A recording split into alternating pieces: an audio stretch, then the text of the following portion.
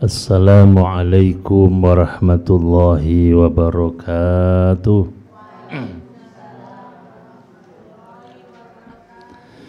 Bismillah, alhamdulillah, wassalatu wassalamu ala rasulillah wa ala alihi wa ashabihi wa mawalah.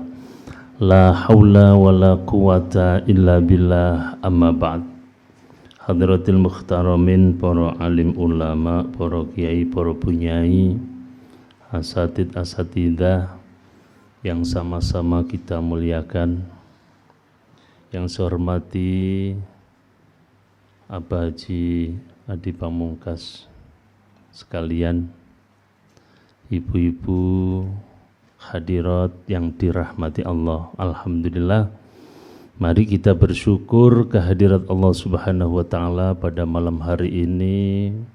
Allah Subhanahu wa Ta'ala telah memberikan nikmat-nikmat kepada kita berupa sehat badan kita, sehat iman kita, sehat lingkungan kita.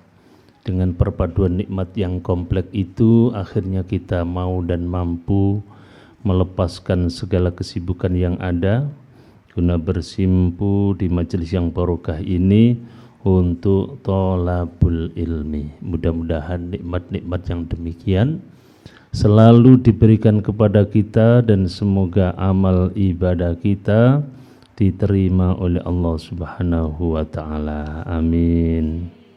Sholawat dan salam semoga tetap tercurahkan atas junjungan kita Nabi Muhammad sallallahu alaihi wasallam. Saya doakan yang hadir diberkahi Allah Subhanahu wa Ta'ala, berkah umurnya, berkah imannya, berkah keluarganya, berkah putra putrinya, berkah rizkinya, dan lunas hutang-hutangnya. Amin.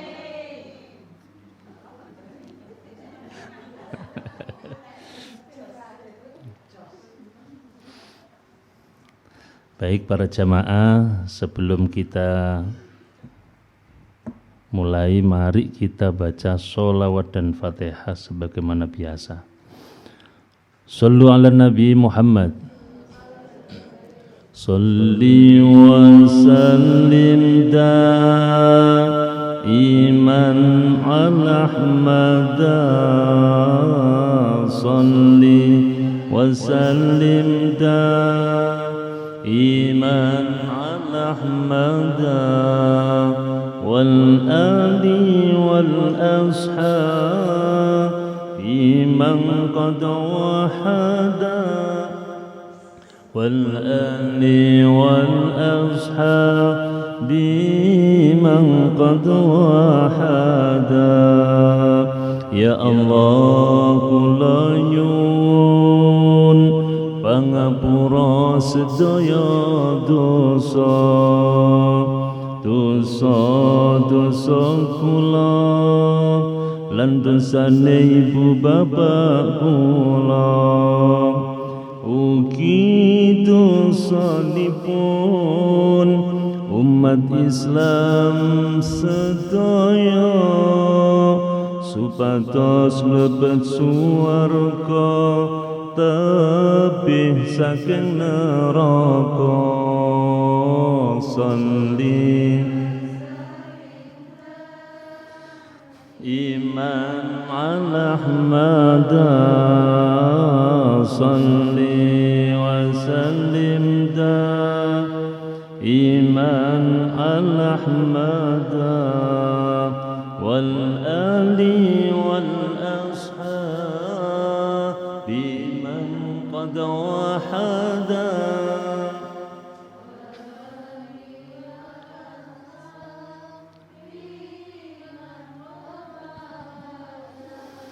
Ya Allah, kula nyuwun keluarga ingkang barokah.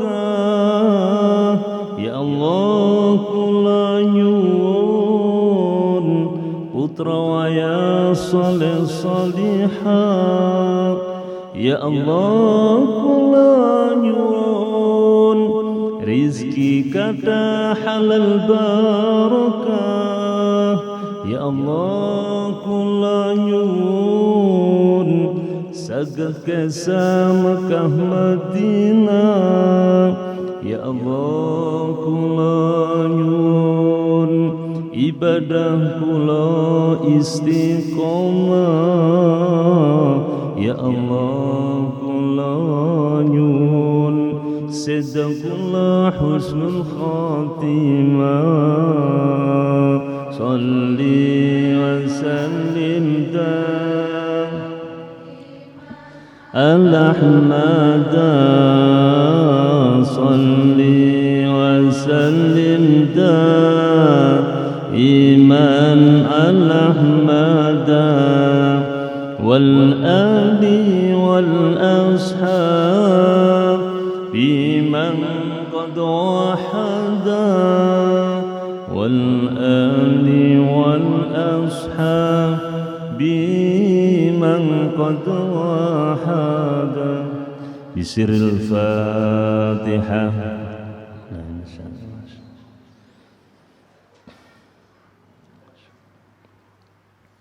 Amin. Para jamaah yang dirahmati Allah, kita lanjut kajian kitab Wasiyatul Mustafa pada hadis yang ke-19.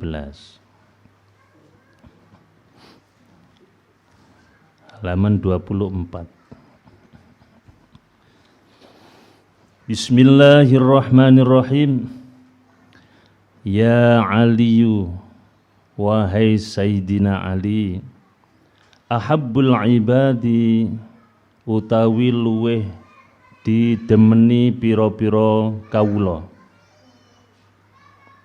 ilallahi ta'ala marang Allah ta'ala, abdun sajidun iku kawula kang sujud, yakulu hale ngucap sapa abad fi sujudihi ing dalem sujude abad, Rabbi duh pangeran kula, inni setuhune kula iku zalamtu ngane ngoyo kula nafsi ing awak kula, faghfirli mongko ngapuraha panjenengan Gusti dateng kawula, dan bi ing dosa kula, fa innahu mongko setuhune kelakuan la yaghfiru iku ora ngapura lidzunuba ing pira-pira dosa illa anta kejawi panjenengan. Wahai Sayyidina Ali, seorang hamba yang paling dicintai Allah adalah hamba yang sujud kepadanya dengan membaca Rabbi inni zalamtu nafsi faghfirli dzambi fa innahu la yaghfiru dzunuba illa anta. Ya Tuhanku, sesungguhnya aku telah menganiaya diriku sendiri, maka ampunilah dosaku, karena tidak ada yang bisa mengampuni dosa kecuali Engkau. Para jamaah yang dirahmati Allah Subhanahu wa taala, Rasulullah Shallallahu alaihi wasallam telah berpesan kepada Sayyidina Ali karramallahu wajhah. Juga berpesan kepada kita tentunya, hanya kita tidak jumpa langsung dengan baginda Nabi Muhammad Shallallahu alaihi wasallam. Itu beliau menyampaikan bahwa hamba yang paling dicintai Allah adalah seorang hamba yang ketika sujud dia mengucapkan Rabbi inni zalamtu nafsi faghfirli dzanbi fa innahu la yaghfiru dzunuba illa anta. Allah cinta kepada hambanya yang mau sujud, sebab sujud adalah bukti penghambaan. Sujud aja Gusti Allah pun senang. Kalau di dalam sholat itu sujud kita ucapkan subhana rabbiyal a'la wa bihamdi, subhana rabbiyal a'la wa bihamdi, subhana rabbiyal a'la wa bihamdi. Nah, ini ditambah lagi dengan doa. Jadi boleh di dalam sujud itu ditambah doa-doa. Yang penting bahasa Arab. Kalau bahasa Indonesia tidak sah. Jadi panjenengan tambah doa napa mawon, yang penting doanya berbahasa Arab. Nek bahasa Indonesia tidak sah sholatnya. Jadi para jamaah yang dirahmati Allah, bacaan sujud itu hukumnya sunnah. Artinya kita tidak membaca di dalam sujud tidak apa-apa. Yang wajib dibaca di dalam sholat itu ada 5. Kalau panjenengan tidak membaca 5 ini, maka sholatnya tidak sah. Jadi yang wajib dibaca itu 5. Yang lainnya sunnah.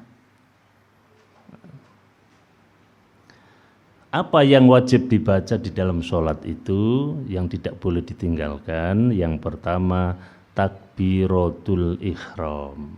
Takbir yang pertama, Allahu Akbar, itu harus diucapkan.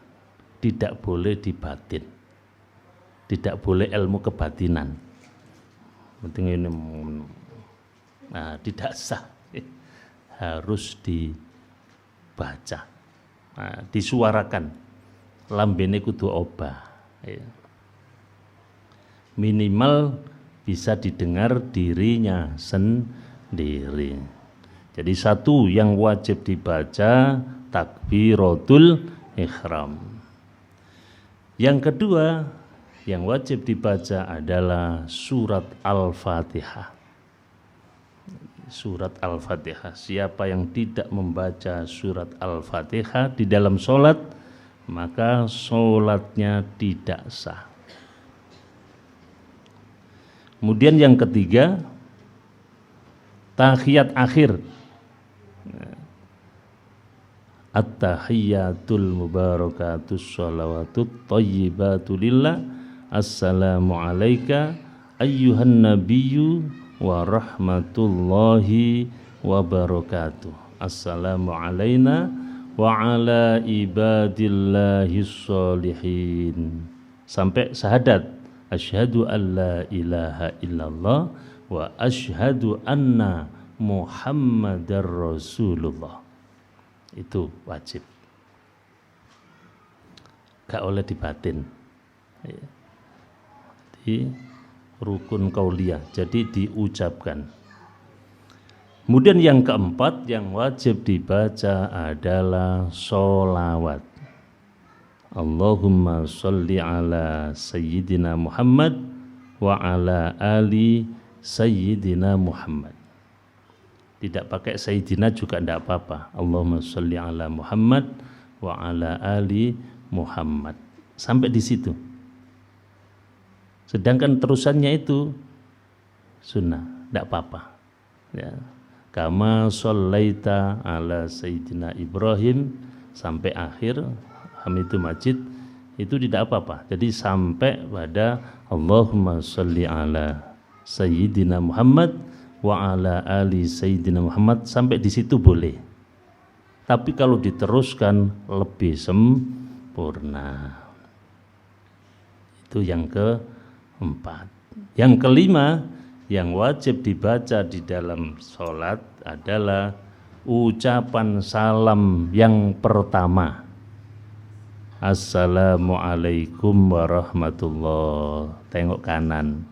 Nah, itu yang wajib. Yang berikutnya tidak wajib. Misalkan Assalamualaikum warahmatullahi. Selesai. Tidak apa-apa. Nah, disempurnakan Assalamualaikum warahmatullahi. Tengok kiri. Jadi para jamaah yang dirahmati Allah Subhanahu wa taala, jadi panjenengan harus tahu ilmunya sholat ini. Soalnya kebanyakan tuh ada yang di batin tok itu. Mau meneng tok gak suarane belas. Yo gak kecumik-kecumik belas nggih. Ada ambek ngelamun sisan. Pemane sampai rokaate keliru sisan. Ibu-ibu pernah nggak sholatnya keliru rokaatin? Oh sering ya. Nah, iya. Nah, ini agak hati-hati ya. Jadi para jamaah yang dirahmati Allah Subhanahu wa taala, untuk bacaan Fatihah kemungkinan ada yang unek-unek dalam hati. Soalnya ada beberapa pendapat ya. Untuk baca Fatihah itu ada 3 pendapat. Satu pendapat dari Imam Ahmad Abu Hanifah ya, itu kalau kita jadi makmum, itu diam, tidak apa-apa, sudah ditanggung oleh imam. Itu pendapat yang pertama. Jadi sudah ditanggung imam kalau kita jadi makmum. Ibarat orang banyak begitu ya, terus yang satu ini jadi juru bicara ya. Jadi sing ngomong gak kakek situ tok, liyane wis mantuk-mantuk tok. Jadi satu tidak dibaca ndak apa-apa. Ini pendapat dari Abu Hanifah. Yang kedua yaitu dibaca ketika sirri. Artinya kalau sholatnya itu bersuara, kalau sholatnya bersuara berarti tidak dibaca Fatihahnya, hanya mendengarkan. Sholat subuh, sholat maghrib, sholat isya. Jadi imamnya baca Fatihah, sini diam, tidak baca. Tapi ketika imamnya tidak ada suaranya di rakaat keberapa itu? Ketiga, nah, itu kita baca. Kemudian sholat duhur, sholat asar, berarti kita baca karena sholatnya sir. Itu pendapat yang kedua. Sedangkan pendapat yang ketiga dari Imam Syafi'i yang banyak dianut, ya termasuk saya nganut Imam Syafi'i, yaitu tetap harus membaca Fatihah. Jadi Fatihahnya harus tetap dibaca, kecuali kalau ketinggalan. Misalkan ketinggalan imam, namanya makmum masbuk. Ketika datang imamnya ruku, ya. Jadi kita cukup Allahu Akbar, kemudian langsung ikut ruku. Jadi siapa yang tidak baca Fatihah maka tidak sah sholatnya. Ini menurut Imam Syafi'i. Nah, bagaimana caranya membacanya? Yaitu ketika imam membaca Al-Fatihah, kita mendengarkan. Ya. Setelah amin, imam amin, kita ikut amin. Lah, jeda sebelum menuju baca surat, nah itu kita baca Al-Fatihah. Ya. Itu tempat untuk membaca Fatihah. Yang lainnya tetap, ya, kalau sholat sir tetap dibaca Fatihah. Para jamaah yang dirahmati Allah Subhanahu wa taala. Nah, jadi ini ilmu bagi kita. Sekali lagi, yang wajib dibaca di dalam sholat, yang wajib ya, tidak boleh ditinggalkan. 1, takbiratul ihram. Yang kedua, Fatihah. Yang ketiga, tahiyat akhir. Kalau tahiyat awal, nah, tidak apa-apa.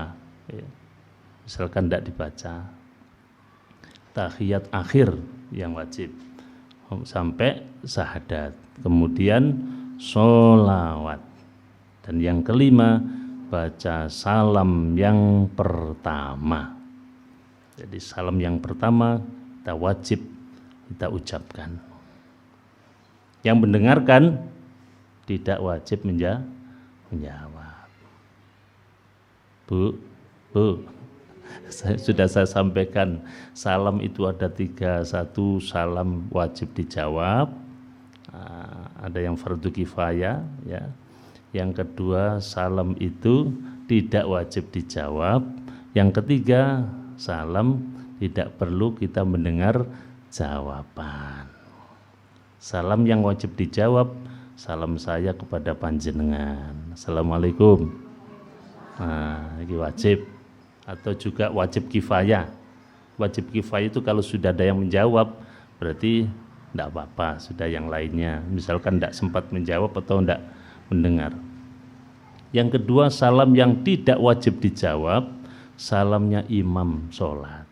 Ya. Sing imami assalamualaikum warahmatullah, makmume gak usah jawab. Kuna jawab bareng, waalaikumsalam. Bauyar sembahyang, ya.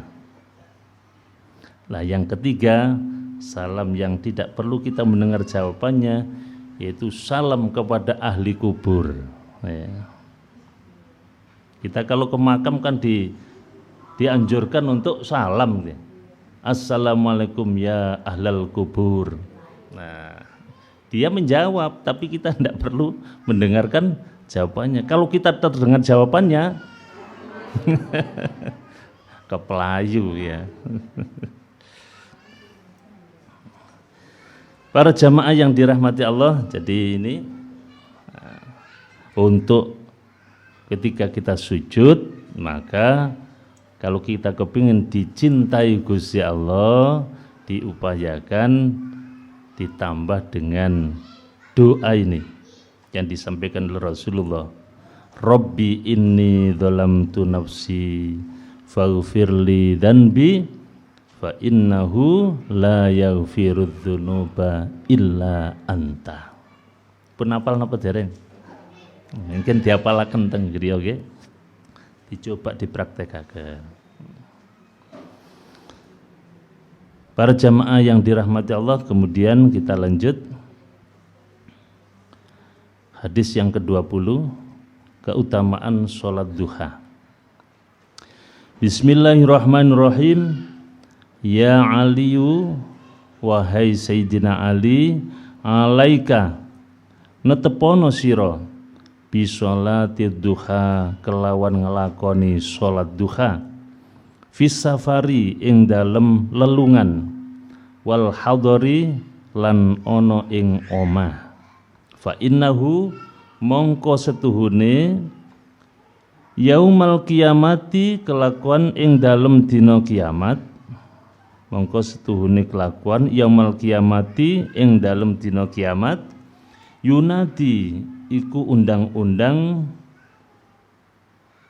munadi sapa wong kang ngundang, min fauqi saking dhuwure syarafi mulyane al jannati swarga.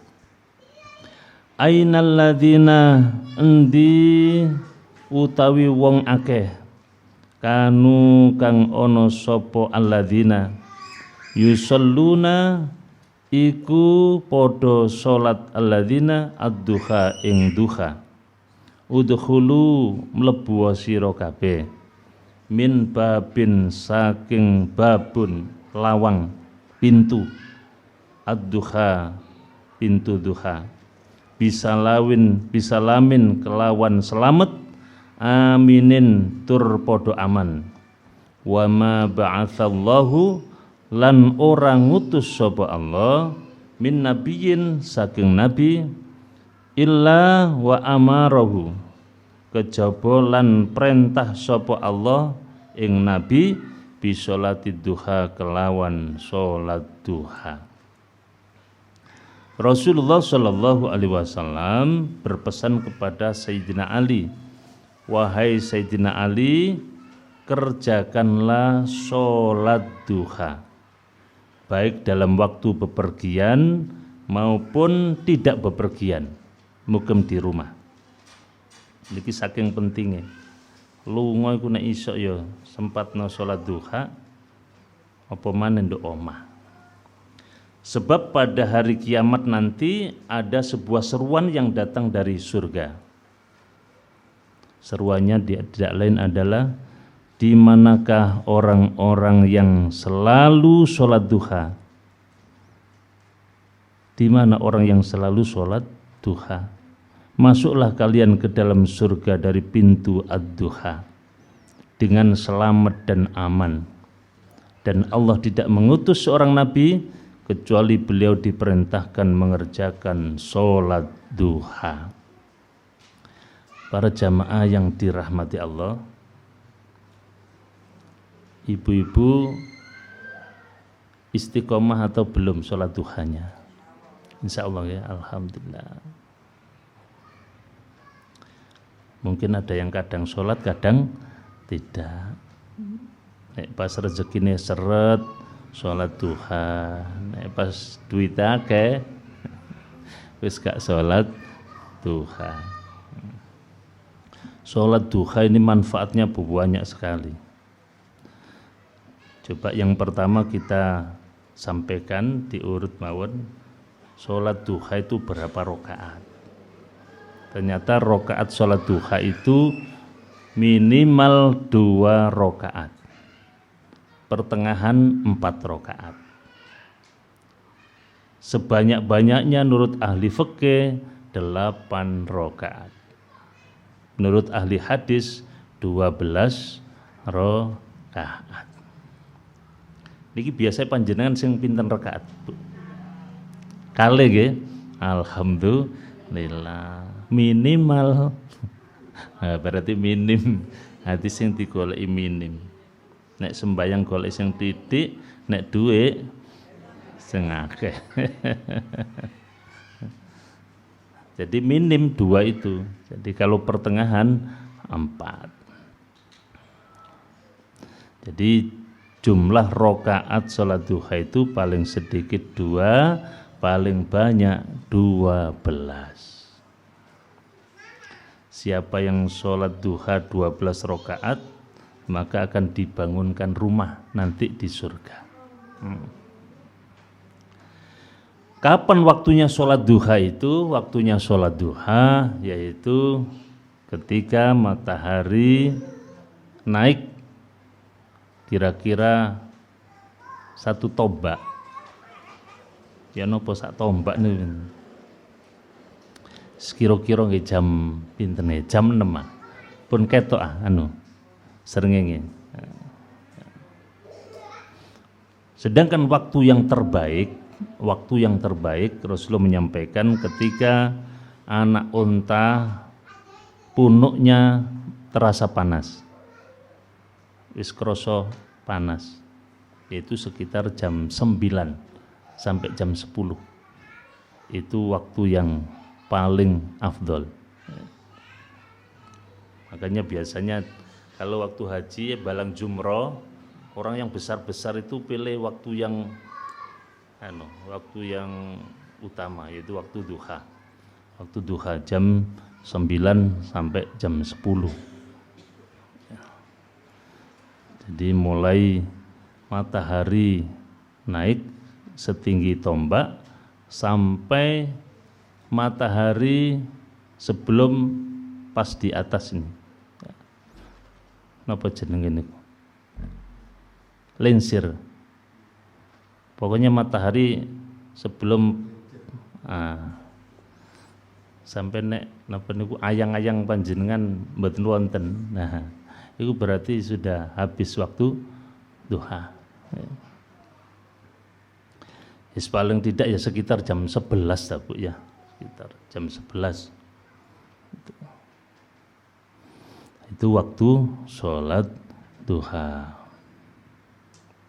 Para jamaah yang dirahmati Allah, sedangkan di antara manfaat sholat duha, manfaatnya yang pertama, manfaat sholat duha itu adalah sebagai ganti sedekah kita untuk ruas-ruas yang ada pada tubuh kita.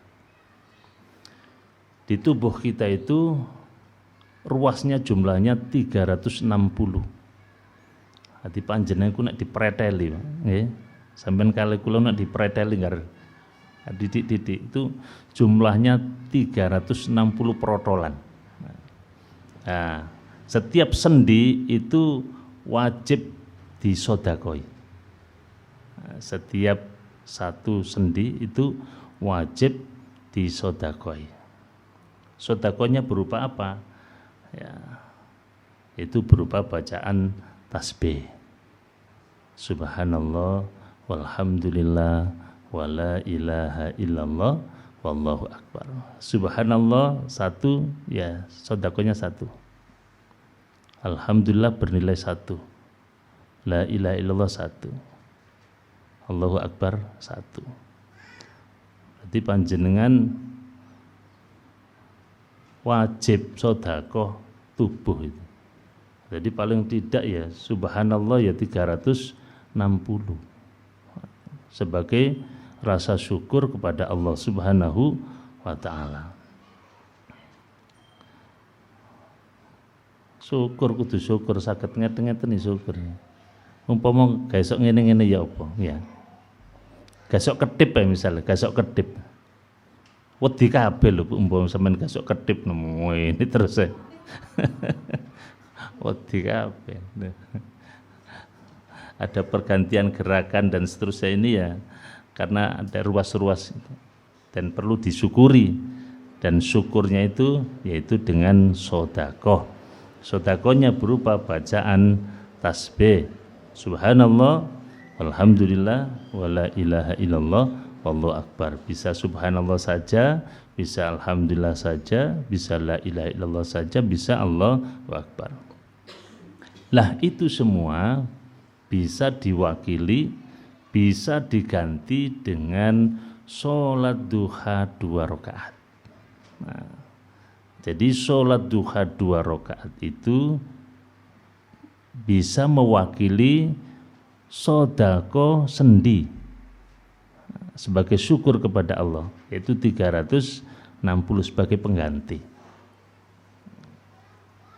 Di samping wis kadek zikir cukup diganti sholat duha 2 rakaat. Kemudian yang kedua, manfaat sholat duha. Apabila sholat duha itu digabung dengan sholat subuh berjamaah, maka nilainya adalah sama dengan ibadah haji dan umroh. Sempurna, sempurna, dan sempurna. Dalam hadis Nabi yang cukup panjang, artinya barang siapa yang sholat subuh berjamaah kemudian duduk berzikir kepada Allah Subhanahu wa ta'ala sampai terbit matahari, kemudian sholat duha 2 rakaat, maka hajatan wa umrotan tamatan, sama dengan pahalanya, sama dengan ibadah haji dan umroh, sempurna, sempurna, dan sempurna.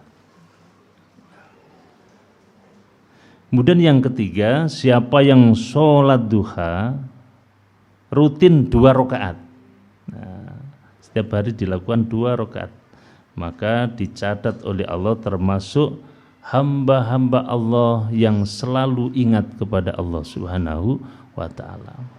Hamba yang selalu ingat, bukan hamba yang lupa kepada Allah.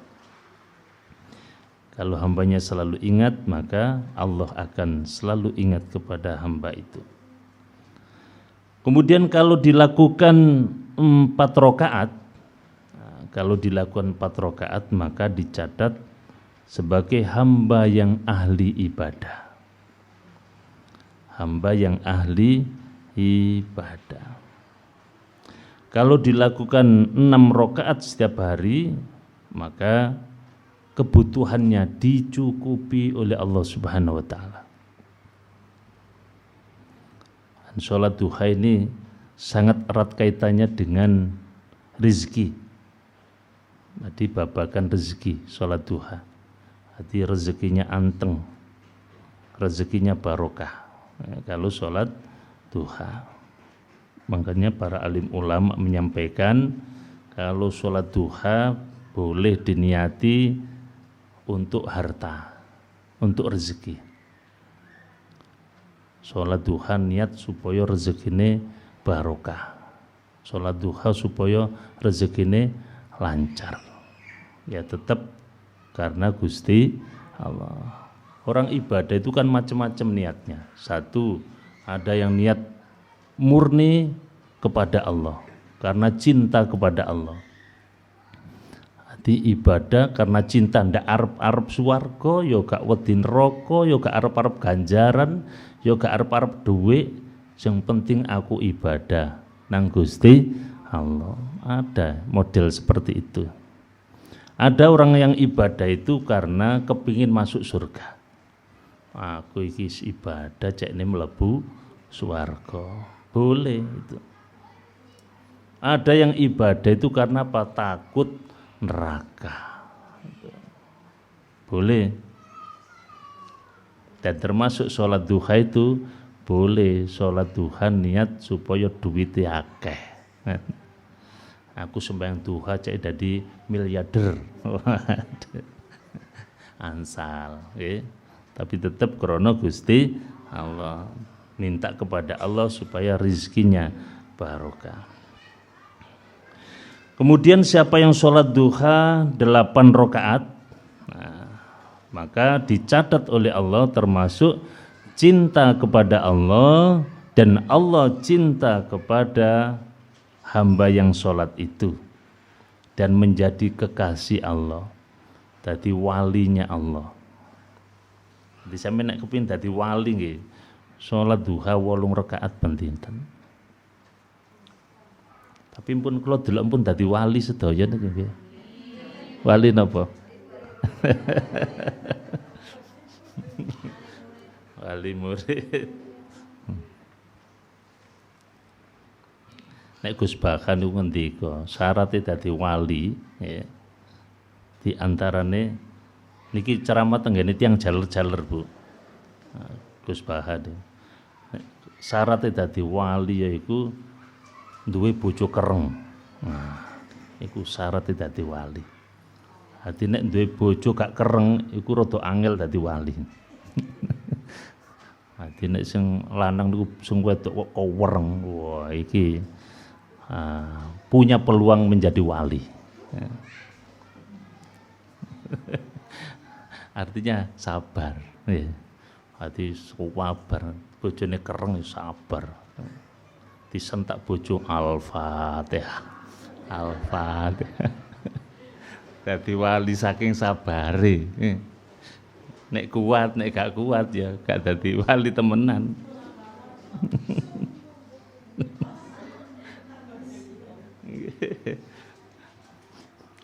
Nah kemudian siapa yang sholat duha 12 rakaat maka dibangunkan rumah di surga Allah Subhanahu wa ta'ala. Para jamaah yang dirahmati Allah Subhanahu wa ta'ala, kalau kita sudah tahu demikian, ya sudah kita baca hadisnya, mudah-mudahan bermanfaat. Amin ya robbal alamin. Artinya setelah tahu kemudian diamalkan.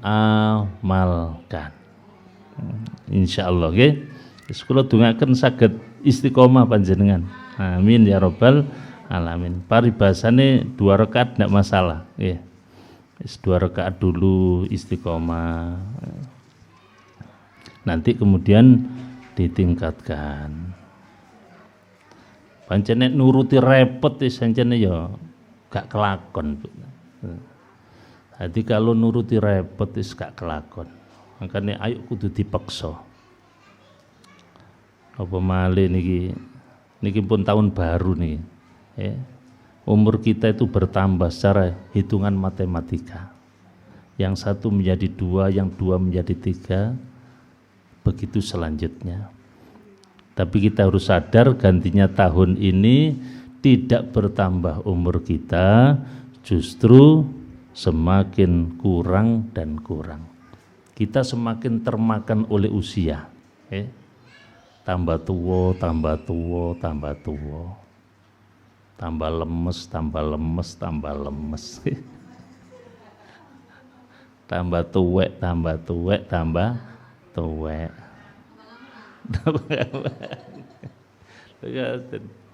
Tiba-tiba oleh tambah ngamuan gitu tambah sabar.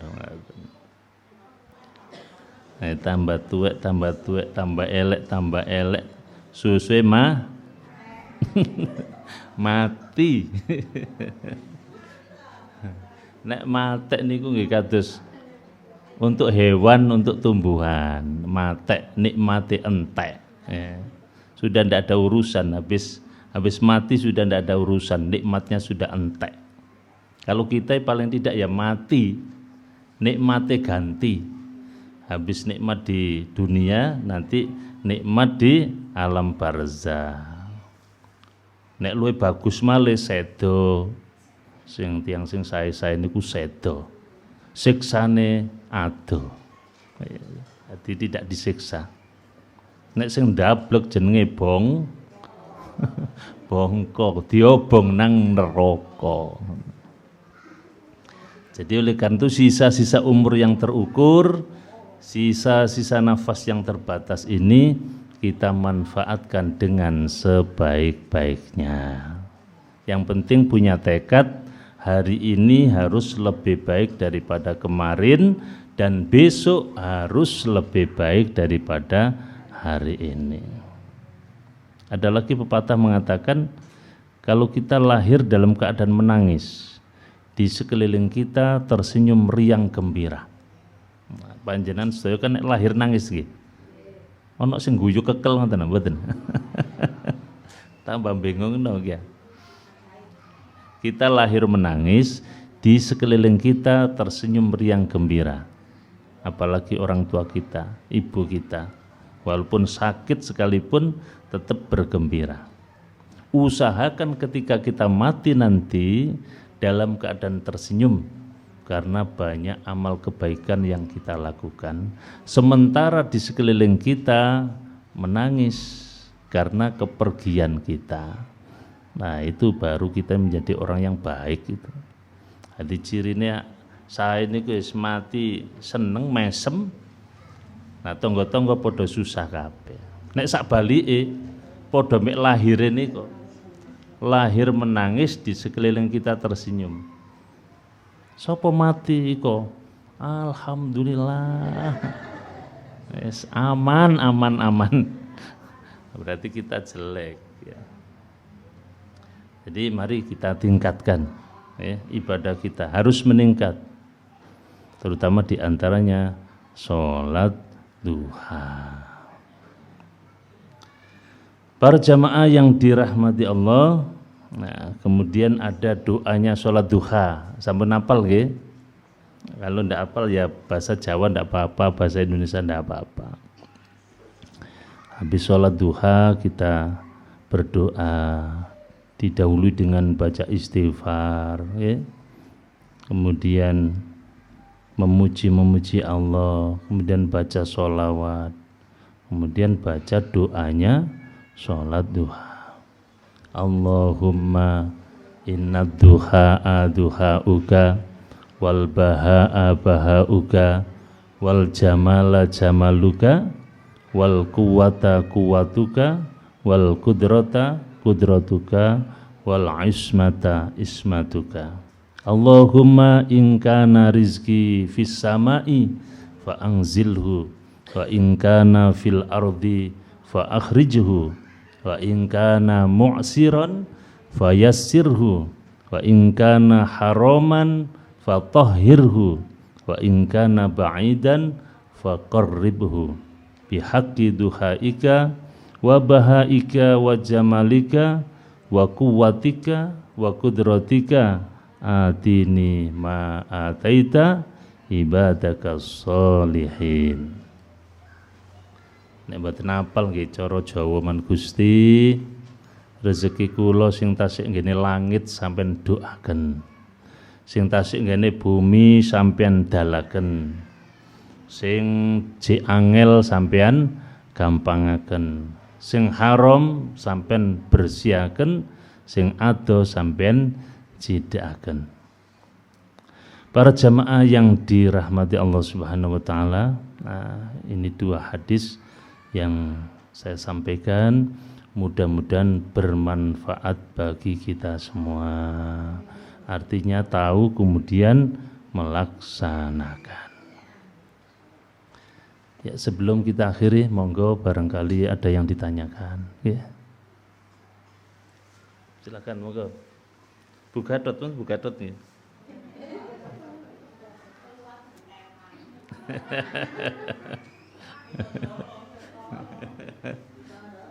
Ya.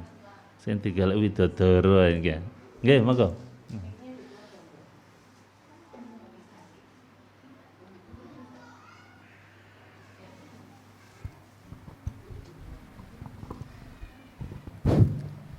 Apa mau bertanya terkait dengan keutamaan sholat duha yang 12 rakaat tadi akan dibangunkan rumah di surga. Terlintas dalam pikiran saya bahwa apakah nantinya penduduk surga itu maksudnya ini yang rata-rata nggih apa? Nopo-opo malih sing koret-koret ngoten nggih. Mungkin itu nanti yang dibangunkan itu mereka yang derajatnya mulia dan tinggi, sedangkan mungkin ini buat saya itu yang ya mungkin tingkat bawah itu apakah cuman dicemplungaken. Nggih. Seperti itu yang pertama. Terus yang kedua mengenai hukum waris. Kalau menurut Islam itu kan laki 2 dan perempuan 1. Saya pernah ada yang bercerita ke saya itu keluarganya itu berpendapat gak adek ngono-ngonoan kabeh tak dumroto ngeten itu. Ya itu bagaimana? Itu mawon. Assalamualaikum warahmatullahi wabarakatuh. Waalaikumsalam. Ya. Ini ada yang bertanya, kalau sholat duha 12 rakaat dibangunkan rumah di surga. Kalau enggak 12 rakaat berarti enggak dapat rumah kalau gitu ya. Jangan khawatir ya. Fasilitas surga itu apa yang kita inginkan itu diberikan oleh Allah Subhanahu wa taala. Ya ini mungkin tambahan-tambahan aja ya. Tambahan-tambahan kenikmatan untuk sugesti bagi kita untuk semangat. Jadi ya ada tambahan-tambahan. Jadi yang tidak pernah sholat duha 12 rakaat bukan berarti wah aku oleh emper mbok. Tapi mendingan masih emper-emper gitu, pokoknya ini swarga. Yang jelas surga itu penuh dengan kenikmatan. Apapun yang diinginkan dituruti oleh Gusti Allah. Kemudian tentang waris, memang hukum Islam demikian. Jadi laki itu 2 bagian, kalau perempuan 1. Tapi boleh saja, ya. Yang penting berjalan, tidak ada masalah. Ya. Jadi boleh seperti tadi, ya.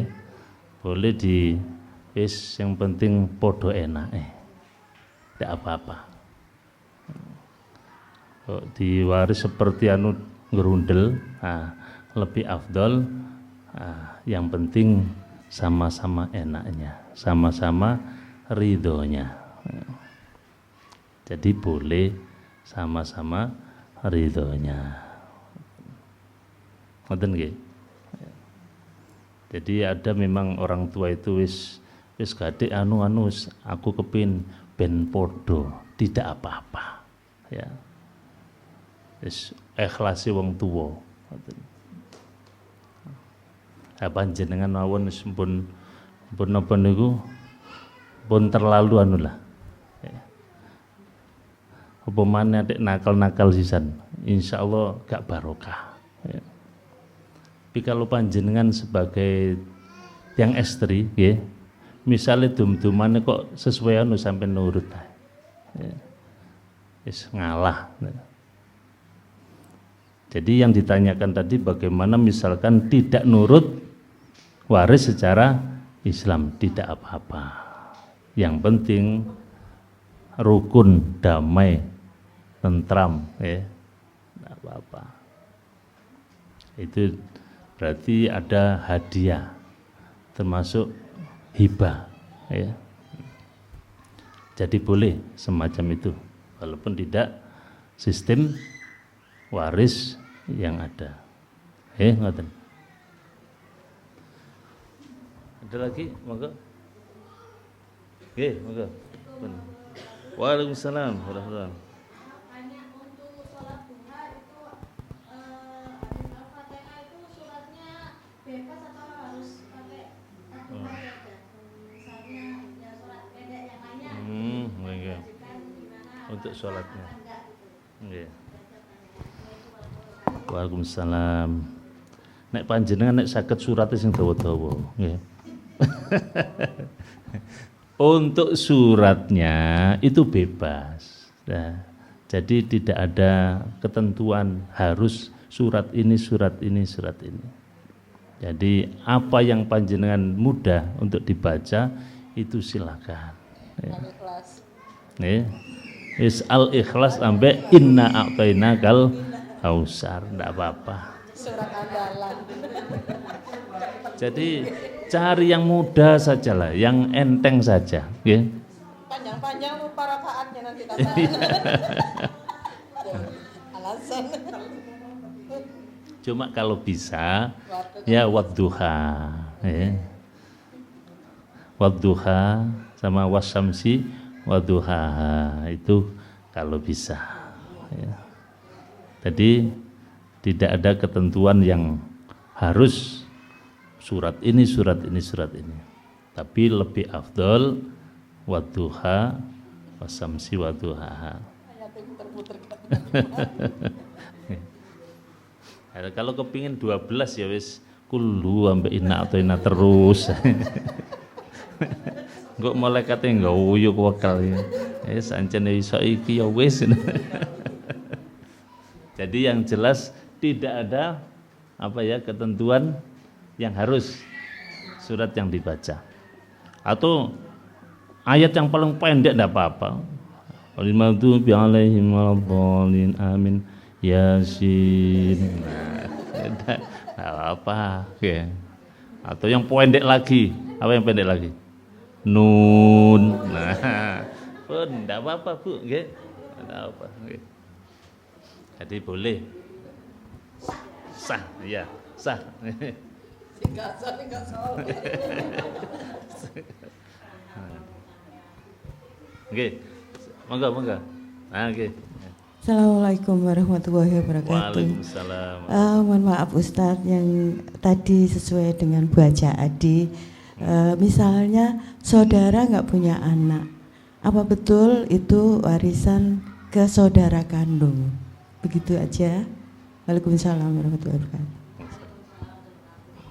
Ada tidak punya anak, Oh ya, ya larinya ke saudaranya. Kalau tidak punya anak ya ke saudaranya. Nah, istrinya yang dapat, istrinya tetap dapat berapa itu ya, 1/8 atau apa itu ya. Kemudian ke saudaranya. Jadi bukan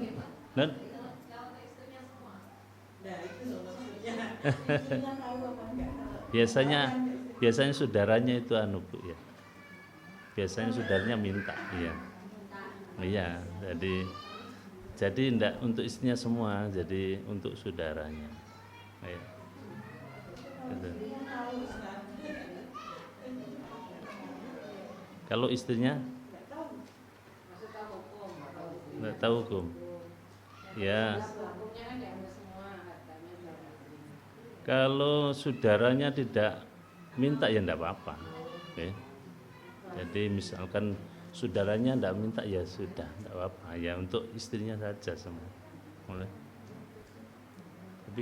Tapi biasanya itu biasanya minta ya.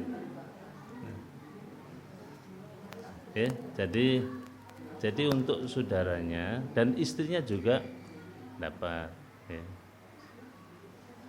Kalau saudaranya tidak minta ya sudah yes. Cuma biasanya itu minta itu di mana-mana itu. Sakno kadang. Ada yang sampai iya diusir atau apa itu ya. Ya enggak boleh begitu. Ya kasihan istrinya. Nggih, ngoten. Nggih. Monggo. Wonten tanglet. Nggih. Nggih.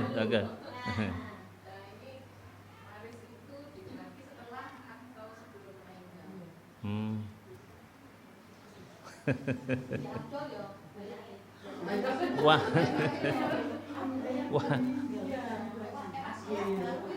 Warisan itu namanya warisan ya sudah meninggal ya. Meninggal baru diwaris. Ya. Nah, itu berarti siap-siap saja. Siap-siap. Kan kadang ada orang tuanya masih hidup tuh, paksa bagian kok enggak boleh. Nah itu cara saja supaya maslahah. Tapi yang namanya waris itu ya kalau sudah meninggal itu baru waris. Kalau belum berarti persiapan. Ya. Persiapan ditata itu juga bagus juga ditata dulu sebelum Tapi yang namanya waris itu berarti ya yang punya itu sudah meninggal baru dibagi. Sing gak oleh ku ngotot kene bapak ibu jo urip terus anake ngoyok njaluk itu ya. Itu yang dapat. Bukan waris tapi hibah.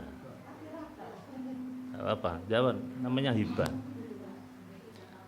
Jadi waris itu kalau sudah meninggal, kalau belum berarti ya hibah atau hadiah atau persiapan itu ya.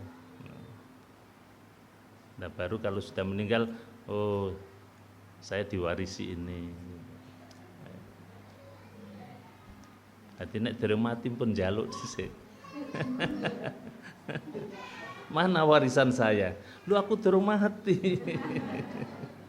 Jadi sebelum meninggal itu milik orang tua kita semua. Betul? Okay? Jadi namanya warisan yaitu kalau sudah yang punya meninggal. Kalau belum berarti tadi hibah atau hadiah atau persiapan orang tua saking khawatir. Ya memang jadi orang tua itu harus punya rasa khawatir tentang masa depan anak-anaknya. Siapa tahu pas ditinggal guaproan, ya. Nah, supaya tidak terjadi sesuatu yang tidak diinginkan, biasanya wasiat. Nah, diwasiati. Nah, kemudian setelah itu namanya itu warisan dari orang tua yang sudah diwasiati tadi. Jadi sudah meninggal baru diwaris. Sampun? Ada monggo. Nggih. Monggo. Ya kalau misalnya kan bersama orang, terus yang tempat itu satu orang, dia nggak mau bagi itu gimana? Ya apa? Saudaranya 6. Ya. Terus Yang tempat itu cuma satu orang, dia nggak mau bagi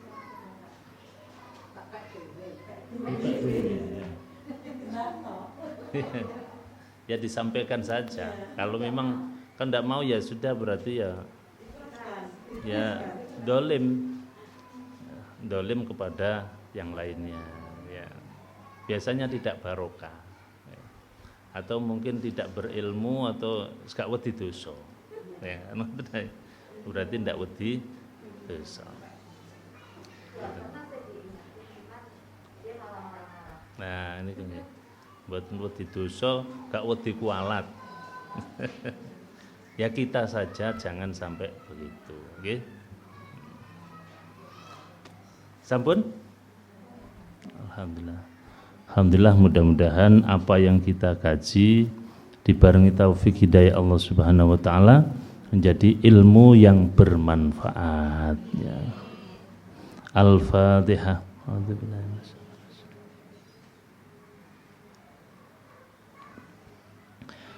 Hamdu yafi ni'amahu wa yakafi mazidah ya Rabbana lakal hamdu kama yanbaghi li jalali wajhikal karim wa 'azimi sultanik walhamdulillahi rabbil alamin. Allahumma salli wa sallim wa barik ala sayyidina Muhammad nurid dzat wa sirri sarifi sa'il asma'i was sifat. Allahumma inna nas'aluka al-huda wat tuqa wal 'afafa wal ghina. Allahumma inna la dzikrika wa syukrika wa husni ibadatik. Allahumma inna nas'aluka ilman nafi'a wa rizqan halalan wasi'a katsiran mubaraka wa amalan mutaqabbala. Rabbana atina fid dunya hasanah wa fil akhirati hasanah wa qina adzabannar. Wa sallallahu ala sayyidina Muhammad walhamdulillahi rabbil alamin. Terima kasih, kurang lebihnya mohon maaf. Assalamualaikum warahmatullahi wabarakatuh.